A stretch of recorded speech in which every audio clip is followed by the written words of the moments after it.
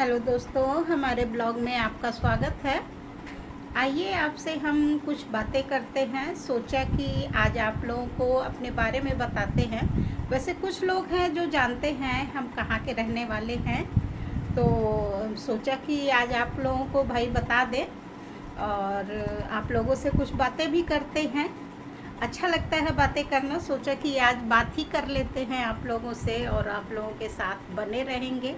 और अगर आपको हमारी ये छोटा सा हमारा छोटा सा ये ब्लॉग अगर आपको पसंद आएगा तो प्लीज़ मेरे चैनल को लाइक, सब्सक्राइब और शेयर करिएगा और कमेंट बॉक्स में बताइएगा कि आपको हमारा ये ब्लॉग कैसा लगा।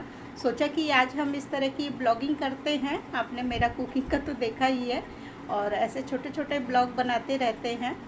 तो वैसे हम मूल रूप से अयोध्या के ही रहने वाले हैं और अयोध्या में ही मेरा मायका और ससुराल दोनों मेरा अयोध्या में ही है।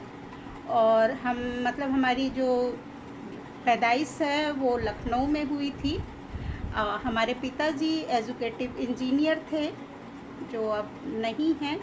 तो हम लोग शहर शहर घूमते थे। फिर बाद में मेरी माँ ने यहाँ पे मकान बनवा लिया अयोध्या में, क्योंकि यहाँ से हमारा गांव जो है ज़्यादा दूर नहीं है।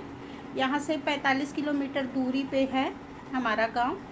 और गांव में मेरे ताऊ जी हैं, पापा के बड़े भाई हैं, उनकी फैमिली रहती है। तो पापा ने यहाँ पे अपना घर बनवा लिया था, तो हम लोग यहीं रहते थे। मम्मी ने बोला कि बच्चों की पढ़ाई के लिए दिक्कत होती है, तब हम अपने ही घर में रहेंगे, क्योंकि बार बार ट्रांसफ़र होता है, हर तीसरे चौथे साल ट्रांसफ़र होता था, तो सबकी पढ़ाई बहुत डिस्टर्ब हो जाती थी। तो इस वजह से हम लोग यहीं रहने लगे।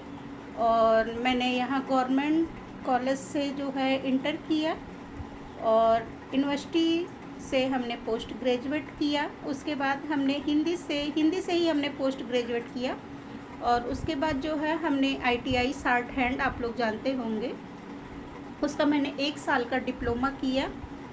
और फिर डिप्लोमा कर ही रहे थे तो फिर मेरी शादी तय हो गई और फिर शादी भी यहीं पे ही हुई है। मायके और ससुराल में मात्र 15 मिनट का रास्ता है। 15 मिनट में हम अपने मायके भी पहुंच सकते हैं और मायके से ससुराल भी पहुंच सकते हैं, इतनी ही दूरी है। और हमारे यहाँ ससुराल में मेरे सास ससुर हैं, आप लोग वीडियो में देखे होंगे। और मेरे मम्मी पापा 2 साल हो गए, 2 साल से थोड़ा एवब हो गए। दोनों लोग एक साथ ही गए, मात्र 21 दिन के अंतर पे। 27 को मेरे पापा की डेथ हुई और 18 सितंबर को मेरी मम्मी जी चली गई। तो अब अच्छा तो नहीं लगता है वहाँ जाने पे सूना सूना लगता है, लेकिन फिर भी जाते हैं। और ये YouTube का चैनल मैंने मम्मी पापा के जाने के बाद ही शुरू किया, क्योंकि हम बहुत उदास रहने लगे थे, बहुत घबराहट, बेचैनी, जैसे लगता था कि सब कुछ ख़त्म हो गया है, अब दुनिया में कुछ रह ही नहीं गया। तो फिर ऐसे ही एक मेरी बहन है, उसने चैनल बनाया हुआ था, तो उसने कहा कि तुम भी करो, देखो हो सकता है।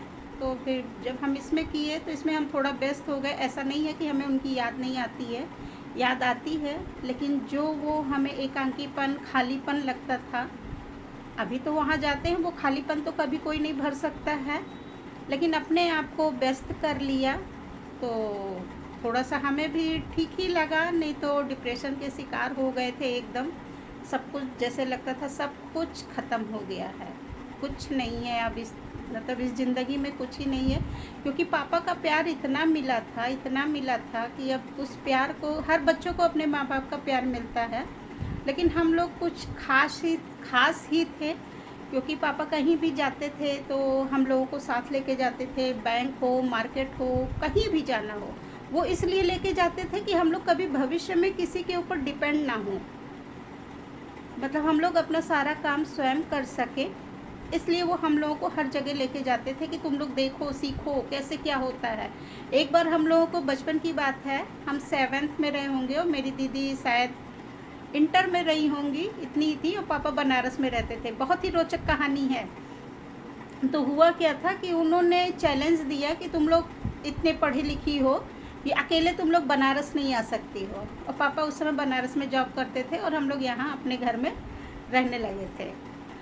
तो कहे कि तुम लोगों का पढ़ाई लिखाई सब बेकार है, तुम लोग कुछ नहीं कर सकते हो।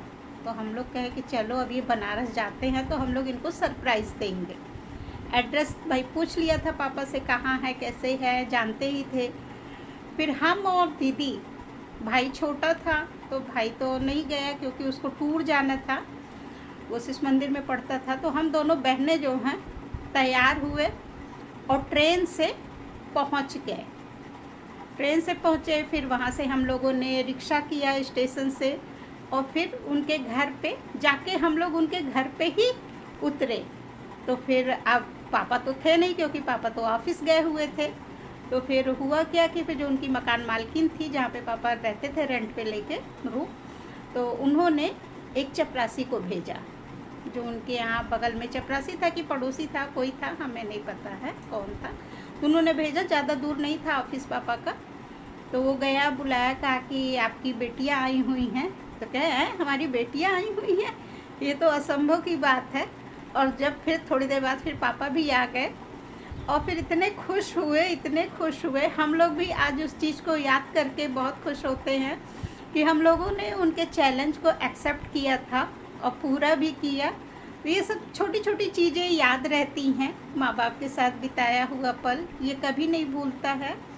और ऐसे ही आप लोगों को हम छोटी छोटी बातें बताते रहेंगे और हमारे ब्लॉग में बने रहिएगा।